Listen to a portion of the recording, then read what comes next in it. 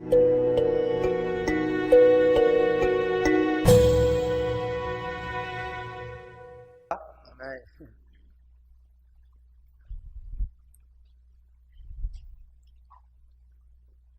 Bom dia, irmãos. Quero saudar a todos com a paz do Senhor. É um motivo de muita alegria e de responsabilidade de estar aqui nessa manhã, ministrando uma mensagem para os irmãos. Eu fico contente, ao mesmo tempo nervoso, mas que Deus seja glorificado por isso. Amém, irmãos? Bom, para quem não me conhece, meu nome é Leonardo, conhecido como Léo, tá? Congrego aqui mesmo na congregação de São Vicente. Estou me apresentando que tem pessoas de fora, alguns irmãos que não me conhecem. Então, por isso me apresento. E a mensagem de hoje, vamos falar sobre legado, E eu achei interessante falar sobre Abraão, nesse tema que foi me dado. Então, nosso irmão ele acabou de ler aqui, sobre Abraão Gênesis capítulo 12, versículo 7 ao 9, E eu fico imaginando como Abraão nesse cenário completamente novo, Por quê? Antes disso, antes de Abraão ser então chamado por Deus, a Bíblia não menciona ninguém naquela região onde Abraão estava que tinha um relacionamento com Deus. Então, Abraão ele estava num local onde não tinha ninguém que tinha tido uma experiência com Deus. Abraão então foi essa primeira pessoa. E Abraão é desafiado por Deus a deixar os seus pais, a sua parentela, uma parentela que tinha um relacionamento idólatra com outros ídolos. E Abraão ele deixa todo esse contexto quando ele é desafiado por Deus e começa então a andar com esse Deus que se revela a ele, de uma maneira pessoal. E a partir dali então tudo é novo. E irmãos, quando nós estamos aqui, tivemos uma experiência de conversão, nós já de imediato nos batizamos, fazemos parte da igreja e tem uma lista de coisas, um caminho a ser trilhado. E temos irmãos, graças a Deus, pela misericórdia de Deus, que são instruídos e têm conhecimento para poder nos ajudar na fé, a nos ensinar. E essas pessoas, esses tutores, eles nos dão várias ferramentas que a gente pode usar para ter um relacionamento melhor com Deus. E isso é legal, isso é bacana, porque quando a gente se converte, então a gente já tem um manual de instrução. Poxa, me converti, o que eu devo fazer agora? O irmão fala, você precisa ler a palavra, ter mais conhecimento, para você poder saber manejar bem a palavra, para você saber o que você tem que fazer,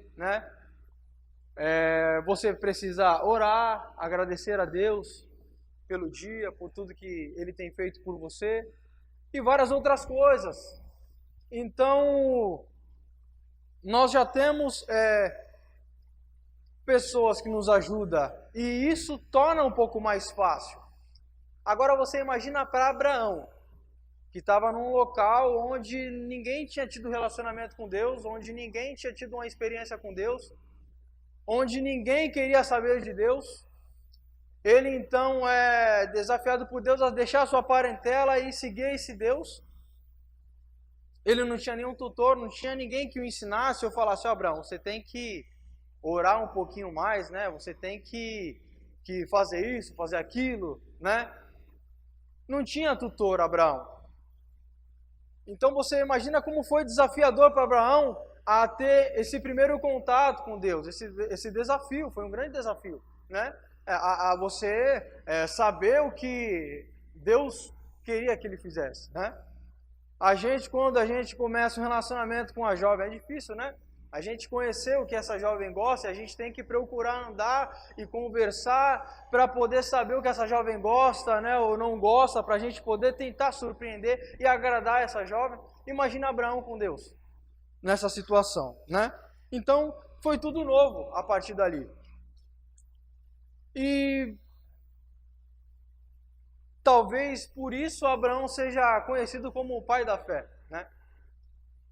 E isso é muito gratificante, porque foi através dessa experiência com Abraão, foi a partir dali que nós hoje em dia temos uma experiência com Deus, né?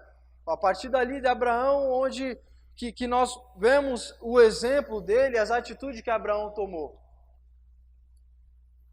No capítulo de número 12, no versículo 1, nós vamos ver Deus chamando pela primeira vez Abraão, né? Abraão, sai da tua terra, da tua parentela, e vai para a terra que eu te mostrarei. E ali farei de ti uma grande nação, e tu serás uma bênção, né? Então, você vê que Deus fala, Abraão, sai da tua terra e da tua parentela, e vai para uma terra que eu vou te mostrar. Abraão, no ato de fé, ele sai da sua terra, né? Da parentela ali, e vai para uma terra que ele nem sabia onde era. Ou seja, Abraão, ele tinha, quando foi chamado por Deus, 75 anos.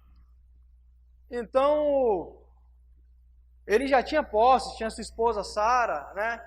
Era bem de vida. Sai daí do seu vínculo familiar, deixa os seus pais, deixa os seus amigos, né? E vai para onde eu vou te mostrar. Já foi um grande ato de fé, porque hoje em dia, irmãos, se alguém chega para você, deixa tudo, seu trabalho e tudo, e vai ali. Não, mas ali aonde? Não, vamos ali. Não, mas ali aonde? A Tamires, ela costuma falar bastante isso para mim, que sempre ela me oferece alguma coisa, né? Eu pergunto, mas o que é isso? Mas para quê? Eu sempre pergunto, eu quero saber o porquê. Ela fala, por que tu está perguntando? Porque eu quero saber o porquê. Come isso aqui, o que é? Não come, não, eu quero saber, não é assim, come, né? Então, Abraão, ele tem esse relacionamento com Deus, ele deixa então ali a sua parentela e começa a ter esse contato com Deus, né? E aqui o texto que o nosso irmão Guilherme leu, a partir do versículo de número 7 até o 9, diz assim, ó: E passou Abraão por aquela terra até o lugar de Siquém, até o carvalho de Moré. E estavam então os cananeus na terra. E apareceu o Senhor a Abraão e disse: A tua semente darei essa terra. E edificou ali um altar ao Senhor, que lhe aparecera. E moveu-se dali para a montanha, a banda do oriente de Betel, e armou a sua tenda. E tendo Betel o ocidente de Aia, ao oriente, edificou ali um altar ao Senhor. E invocou o nome do Senhor. Depois caminhou Abraão dali seguindo, ainda para a banda do sul. Esses versículos que o nosso irmão leu, Guilherme, o Senhor se revelando para Abraão pela segunda vez. E falando, Abraão, tá vendo esse lugar que você está aqui? Esse lugar eu vou dar a tua descendência. E quando Deus promete então isso para Abraão, Abraão ele começa então tomar uma série de atitudes, né? Abraão então começa a tomar uma atitude. E a primeira atitude que Abraão ele toma é de edificar um altar ao Senhor. E se a gente for ver toda a trajetória de Abraão, a vida de Abraão foi uma vida de construir altares ao Senhor. Nós lemos esses 3 versículos aqui que fala que Abraão edificou 2 altares ao Senhor, né? Um foi em Siquém e outro foi, né, perto ali de Betel. Abraão ele edifica um terceiro altar em Gênesis 13, 18, vai falar que ele edifica um altar em Hebrom. E também Abraão, em Gênesis 22, capítulo 1 ao 14, nós vamos ver que Abraão, ele edifica outro altar. E esse altar talvez é um altar bem conhecido de todos nós, que foi o altar que ele ofereceu o seu filho Isaque em sacrifício ao Senhor. E nós sabemos bem a história de Abraão, né? Seu filho Isaque. E para nós vermos que Isaque, ele era um jovem quando ele ia ser oferecido como sacrifício. E ele teve um grande exemplo na sua casa, foi o seu pai Abraão, né? Porque quando ele prepara tudo, Deus fala para ele, pede para ele então o filho da promessa, Isaque, de volta.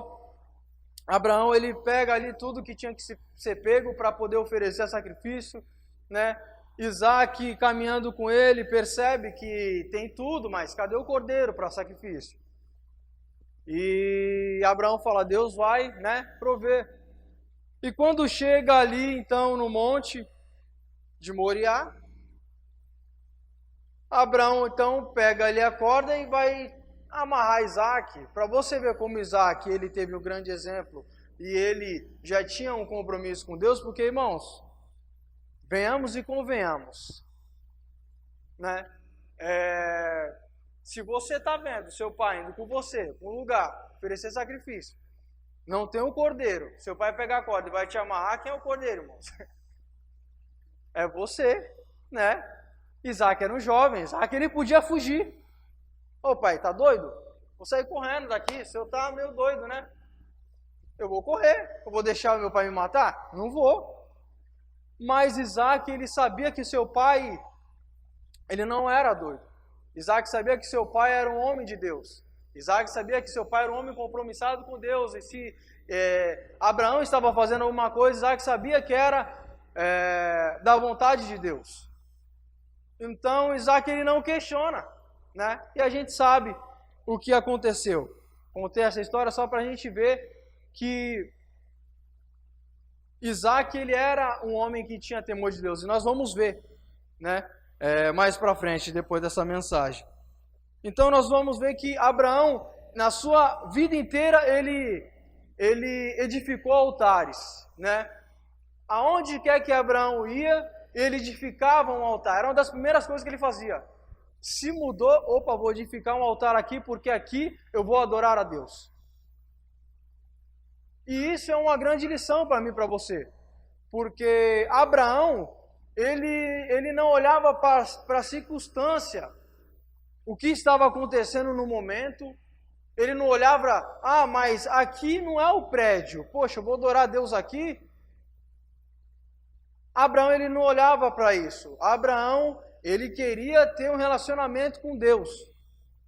Era isso que ele queria. Independente da circunstância, do que estava acontecendo, se estava ou não tendo alguma coisa no mundo, Abraão, ele queria adorar a Deus. E nós vemos que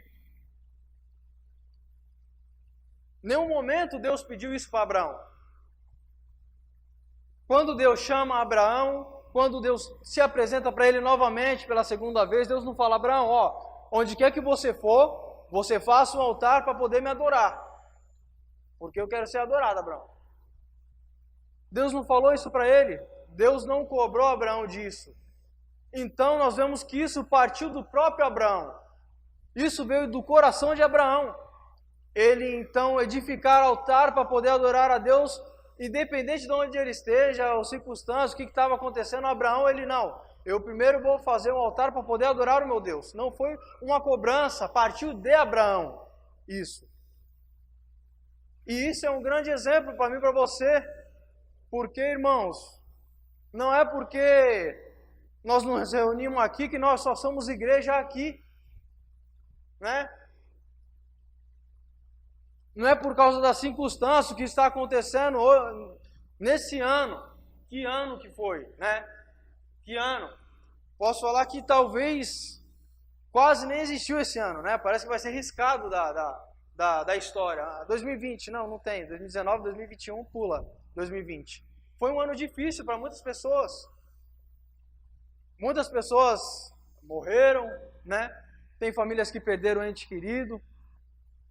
Foi um ano difícil, desafiador demais. Mas, por causa disso, vamos deixar de adorar a Deus ou deixar de servir a Deus por algum motivo? Não, irmãos. Não podemos deixar de fazer isso. Independente da circunstância, eu sei que não é fácil. Graças a Deus eu não perdi nenhum ente querido meu, nenhum familiar, nenhuma pessoa assim próxima de mim, né? Mas não podemos deixar que por causa de alguns acontecidos que às vezes sim vem para nos abalar, abale a nossa fé. Não podemos, porque a nossa fé tem que estar firmada em Cristo. Temos que estar firmado na rocha, a pedra angular, pedra de esquina, Jesus, né? Então nós temos que estar firmado em Cristo. E Abraão, independente da circunstância, ele levantava altar e queria adorar a Deus onde quer que ele fosse, né? E esse altar, hoje em dia, nós não precisamos mais, né? A gente não precisa, vou levantar um altar aqui para poder adorar a Deus. Hoje em dia, o Espírito do Senhor habita entre mim e você. Habita dentro de mim e de você. Nós somos o templo, né? Nosso coração é o altar. Abraão construiu um altar para ter um relacionamento melhor com Deus, para poder adorar a Deus. E será que nós estamos fazendo a mesma coisa que Abraão fez? Será que nós temos usado esse altar, né? Esse templo para poder adorar a Deus, independente da circunstância, do que está acontecendo?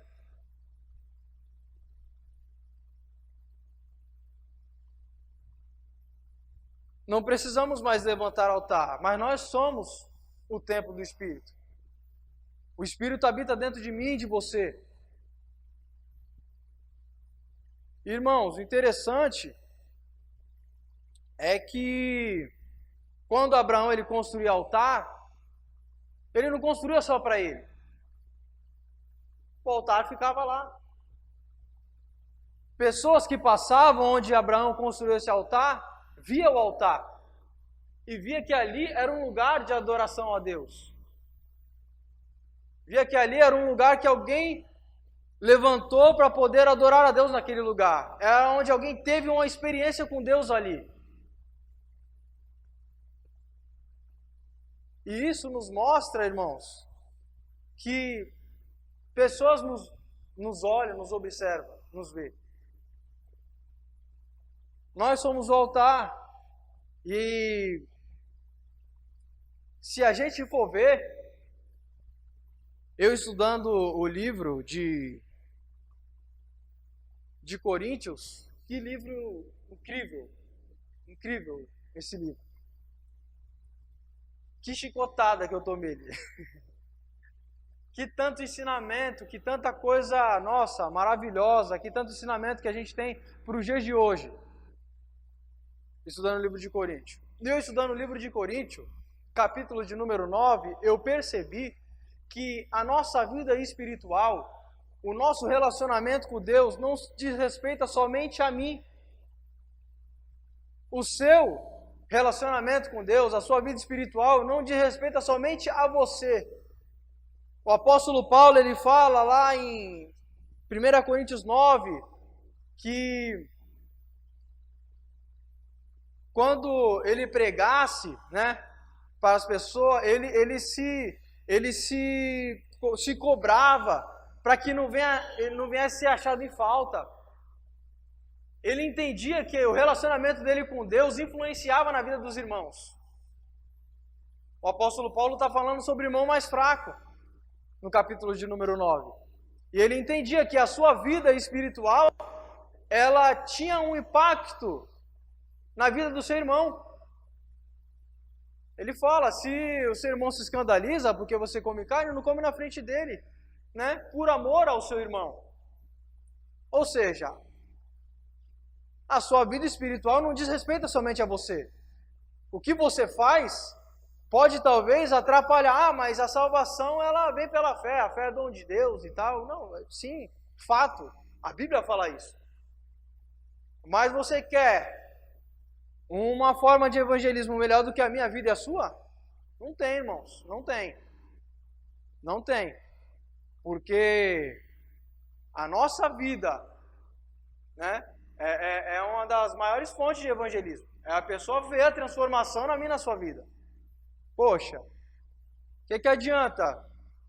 Eu vou dar um exemplo aqui, eu sempre falo de academia, né? Eu curto um pouco assim. Eu vou usar esse exemplo aí. O que adianta? Ou posso usar também, vou usar outro exemplo, como coach. Uma vez eu já falei, um coach, né? Tá bem famoso. O que adianta, irmãos, eu dar um coach aqui, uma palestra de educação financeira e como você vai crescer e vai expandir se você fazer isso que eu estou te falando, acorda às 5 horas da manhã, faz isso, faz aquilo, né? Se eu não tive resultado nenhum na minha vida. Quer ser rico em 30 dias e eu lá pobre, coitado, ganhando um salário mínimo.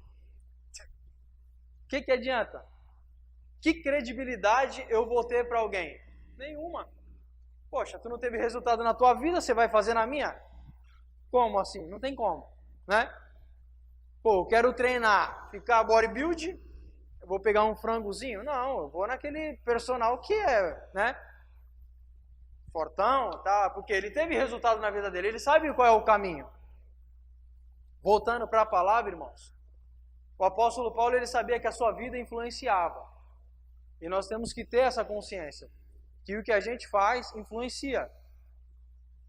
Tanto na vida dos nossos irmãos, familiares, amigos, vizinhos, da nossa casa. Às vezes o pai, a mãe quer que o filho sirva a Cristo, mas não é exemplo em casa. Como isso? Aí o filho vai falar, eu ser crente que nem você? Assim, desse jeito aí? Deus me livre. É melhor ficar no mundão. É isso que a gente ouve. Então devemos ser exemplo. E isso vai influenciar na vida dos nossos familiares, conhecidos. Para você ver como influencia, em Gênesis mesmo, capítulo 26, versículo 25, nós vamos ver que como a vida de Abraão influenciou no seu filho, nos seus netos, né? Nós vemos então Isaac ali edificando um altar a Deus. Poxa, da onde Isaac tirou esse exemplo, né? Da onde que Isaac, poxa, vou edificar um altar a Deus? Poxa, irmão, de Abraão, seu pai, ele viu seu pai fazendo isso. Então ele falou, opa, vou continuar a ter o mesmo relacionamento com Deus. Não só aí, nós vemos também, e são vários capítulos, né, de Gênesis 28, do 10 ao 22, Gênesis 33, do 1 ao 20, Gênesis 35, do 1 ao 15, Gênesis 46, versículo de número 1, nós vemos Jacó, neto de Abraão, edificando vários altares também, para adorar a Deus. Edificando vários altares ali onde ele teve uma experiência com Deus, onde ele teve um contato, uma intimidade mais com Deus. Para você ver como influencia na vida de uma pessoa, né? A Bíblia não fala, ensina o menino no caminho que deve andar para que mais tarde ele não saia do caminho. Isso é fato, irmãos. Mas a nossa vida, o apóstolo Paulo, ele fazia de tudo para ter uma vida irrepreensível. A nossa vida é uma grande uma grande fonte de exemplo, vamos dizer assim, para os demais, né? Então, irmãos, não é o local onde a gente está que mostra se somos ou não. Se a gente pegar algumas pesquisas, se você ver, né, da onde eu vim, da denominação, eu fazia engenharia civil, estava cursando engenharia civil, e tinha uma jovem bem responsável assim, bem, né, no nosso contexto ali, bem gostava de buscar a Deus, né, entre aspas. E essa jovem, então, ela começou a fazer faculdade, né, e como eu estava falando, as pesquisas falam que 80% do jovem cristão, entre aspas, que entra para uma faculdade, ele acaba se desvirtuando no período da faculdade, né? Acaba se afastando. E essa jovem que tinha um compromisso ali, era líder com a gente, né? A gente era líder de jovens e tudo. Ela acabou se deixando ir, se levar, sabe? A música do Zeca Pagodinho, deixar a vida me levar. E ela foi deixando e acabou então deixando de ir para a igreja. E essa jovem, não só fazendo isso, ela acabou se relacionando com mulher. E tinha um tempo que a gente não se via, eu vi ela uns anos atrás aí, e eu fiquei sabendo de tudo isso, né? E para ela estava normal, ela, eu continuo servindo a Deus, mas do meu jeito e tal, né? E eu imagino como isso, irmãos, como a gente consegue, eu continuo tendo um relacionamento com Deus se eu não estou com Deus, como isso? Não dá. Água e óleo não se misturam, não tem como acontecer isso. Talvez essa jovem ela não entendeu que não é o local que faz você, mas você faz o local. Nós temos um grande exemplo. Jesus, por que Jesus andava, irmãos? Jesus era conhecido como amigo dos pecadores, né? Andava com o cobrador de impostos, com os pecadores, né? As mulheres que se prostituíam. E foi pessoa ou local que influenciou a vida de Jesus? Bom, pelo menos na Bíblia eu não vi ninguém que teve mais espiritualidade que Jesus, né? Então nós percebemos que não é local, não é pessoas que influenciam a nossa vida, mas a gente, sal da terra, luz do mundo, influenciamos o local. O apóstolo Paulo escreve em Romanos 12, né? Ele fala para a gente não se conformar com esse mundo, né? Mas que a gente devemos transformar com a renovação que a gente teve, né? Então nós não devemos nos conformar com esse mundo, mas devemos transformar esse mundo.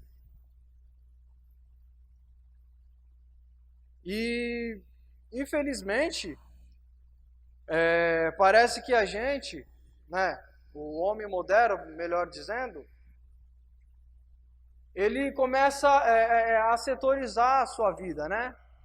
A fazer caixinhas. Eu falei na aula passada sobre isso e é verdade. A gente tem a caixinha da igreja, caixinha da família, caixinha dos amigos, caixinha da faculdade, ou seja, enquanto eu estou na igreja eu estou usando essa caixinha. Quando eu saio da igreja eu uso a caixinha da faculdade, aí já não é mais da igreja, eu sou, né, outra pessoa. E como isso acontece, né? Isso pode acontecer? Então a gente deve ter muito cuidado, porque sim, a gente deixou de fazer altares para poder adorar a Deus, mas nós somos o altar. Nós somos o templo do Espírito Santo. Ele habita dentro de mim e de você. E essa é uma grande responsabilidade que nós temos.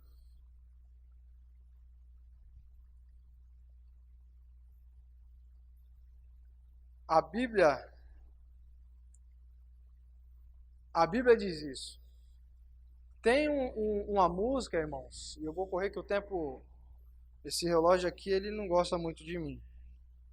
Eu já percebi, nas aulas, ele não é muito meu amigo não. Tem uma música dos Titãs, uma música dos Titãs, que o nome da música é Epitáfio, né, que tem o significado sobre o túmulo, é o significado de epitáfio, né? É aquela mensagem que a gente deixa de homenagem, sabe, para a pessoa que faleceu, geralmente numa placa de inox ou de mármore, sabe, que a gente deixa uma mensagenzinha, coloca lá em cima do túmulo e tudo. E essa música, ela tem a letra assim, ó.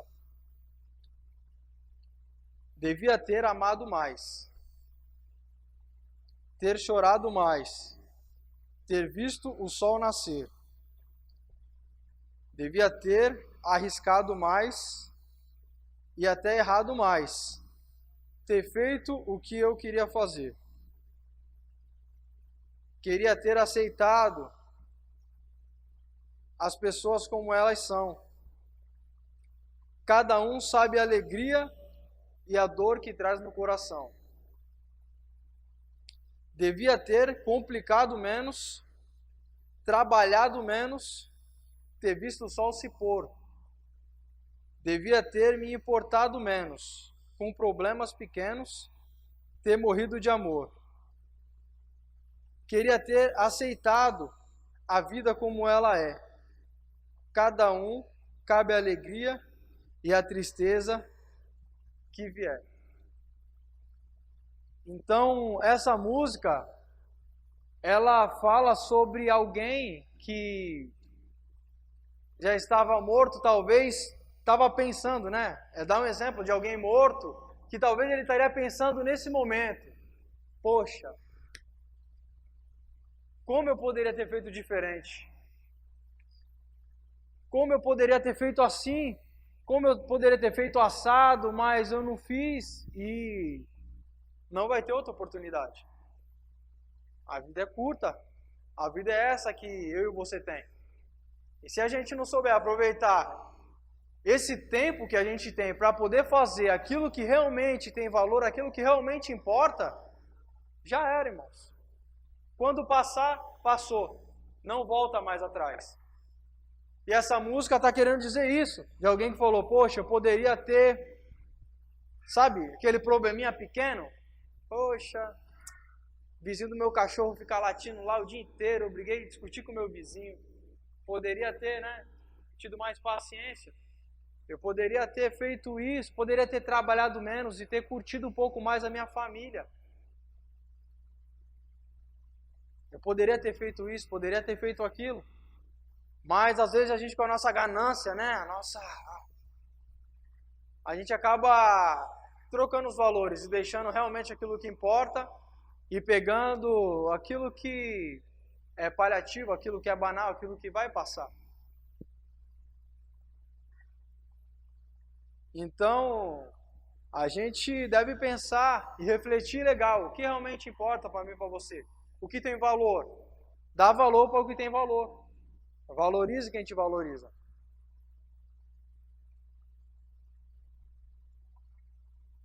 Abraão deixou um ensinamento, um legado para os seus descendentes, né? Abraão deixou um grande ensinamento. E para você ver que até hoje nós falamos de Abraão. Poxa, Abraão, pai da fé. Até hoje ele é o pai da fé. Até hoje. E o sábio Salomão, ele escreve o livro de Provérbios, capítulo de número 10, verso 7, ele fala assim, ó: a memória do justo é abençoada, mas o nome dos ímpios apodrecerá. A memória do justo é abençoada. Hoje estamos trazendo à memória o nosso pai na fé, Abraão, né? Que homem exemplar, que homem que teve intimidade com Deus a partir do nada. Que exemplo que ele deixou, que legado, que ensinamento para os seus parentes, para a sua descendência, para nós, igreja, como hoje. E o que falar do nosso grande mestre, Senhor Jesus? O que falar desse grande mestre, Senhor Jesus? Que ensinamentos, que missão, que legado confiado a pessoas que estão a ponto de morrer por esta causa. O que Jesus fez, irmãos, para a pessoa estar disposta a morrer por esta causa? Que legado, que ensinamento foi que Jesus fez? Porque eu acho que morrer seria a última opção da gente, né? O que você dá por... eu dou um carro, dou minha casa, né? Dou minha sogra. Não, tô brincando, irmão, não faça isso. Né? Só para descontrair aqui um pouco. Eu dou isso, eu dou aquilo. Mas a vida, a gente é a última coisa, porque, irmão, dar a vida já é, né? A gente consegue conquistar a casa de novo, né? O bem material a gente consegue conquistar a casa, o carro, mas a nossa vida já era, deu a vida já era. E que legado que Jesus deixou, que ensinamento, que missão foi essa que ele deixou para as pessoas, né? Então, darem as suas vidas por essa causa. Porque o significado de legado é ensinamento, é uma missão incumbida a alguém, né? Que missão foi essa que Jesus deixou? Que ensinamento que até hoje, século 21, mais de 2000 anos, a gente ainda continua nesse mesmo legado, nesse mesmo ensinamento. Graças a Deus por isso. Graças a Deus que procuramos viver a palavra e aquilo que ela diz. Louvado seja o Senhor que deu graça para a gente nos conservar assim, né? Para nos conservar dessa maneira. Para a gente finalizar essa mensagem, já está na hora, eu termino com as palavras que uns deixam bem material, uns deixam dinheiro, casa, carro. Isso é ruim? Não é. Isso não é ruim. Pessoas, né, morrem e deixam dinheiro, casa, carro, bem material, terreno. Não é ruim, é legal você, né? É melhor do que você partir e deixar só dívida, né? Você deixando herança pelo menos vai ajudar alguém, do que deixar só dívida. É legal, show de bola. Mas você deixar um legado, um ensinamento, princípios, uma missão, não tem para ninguém. Porque a casa é passageiro, é paliativo, passa, carro. A gente que mora aqui na Baixada sabe como é, né? 4 anos com o carro já vende, porque senão, filho, começa a cair as peças. Corrói tudo aí a maresia. Moto, né? Dinheiro, nossa, voa. Mas o ensinamento fica. Fica, irmãos. O ensinamento fica. O ensinamento é como se fosse um vírus, sabe? A gente sabe muito bem disso, né? Estamos vivendo isso. Ele passa, ele se alastra. Você ensinando alguém e dando essa missão, ó filho, a palavra de Deus é assim. Você tem que ter a comunhão com Deus assim. Isso o seu filho vai pegar para si, ele vai passar para o filho dele, vai passar para os netos, vai passar para isso, e vai. Isso vai se alastrar. E vai de geração em geração e a gente vê como isso acontece. Somos prova disso, né? Então devemos pensar, o que nós vamos deixar? Somente dinheiro ou um legado? Vamos deixar um ensinamento? Vamos deixar pessoas com missão de quando a gente não estiver mais aqui nessa terra, se Jesus até lá não tiver voltado, essa pessoa tiver a responsabilidade de propagar a palavra e continuar a grande missão de levar o evangelho a toda criatura, como Jesus ele disse. Que Deus nos ajude, irmãos, nos dê essa graça para que a gente possa, então, fazer isso, né? E terminar como o apóstolo Paulo terminou. Eu bati um bom combate, acabei a carreira, né? Acabei a carreira e guardei a fé.